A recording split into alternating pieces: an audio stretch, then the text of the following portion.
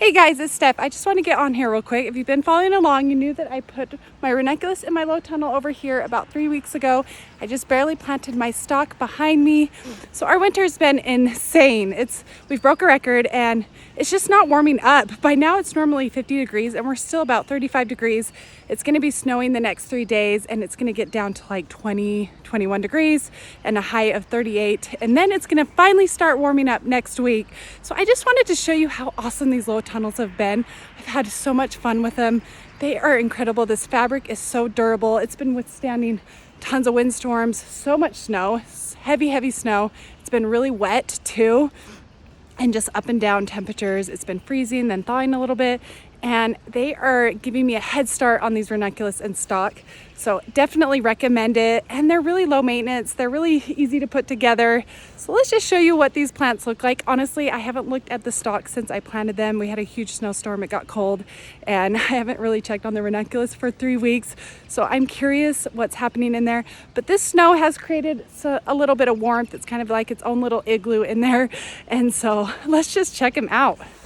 Okay, so this is going to be a little bit of a challenge trying to get through all of this snow because it's really cold. I'm just going to do one little corner right here. So this is my Ranunculus. Oh man, it just will not stop snowing. Okay,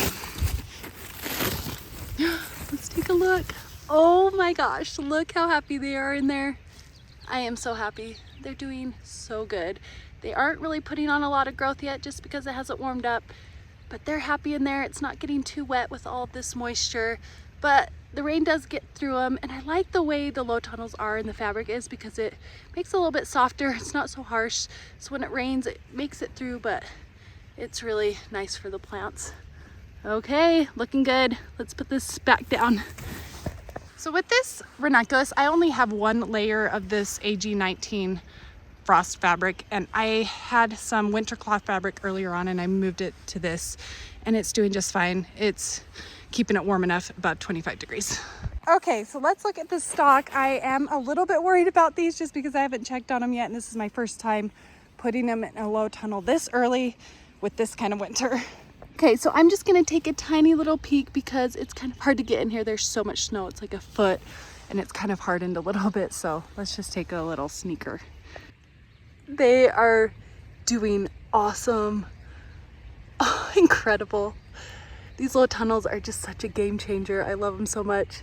So I actually double wrapped this one, so it has 2 layers of that AG19 fabric, and they're nice and cozy and snug in there. I was worried about them being too wet, but they're just fine. I have some little ones over there, like I said on my previous video, but this is just a little update. I planted them about 3 days ago, so they've been hanging out in here in these cold temperatures after they've been in the greenhouse, and they transplanted just fine after I hardened them off.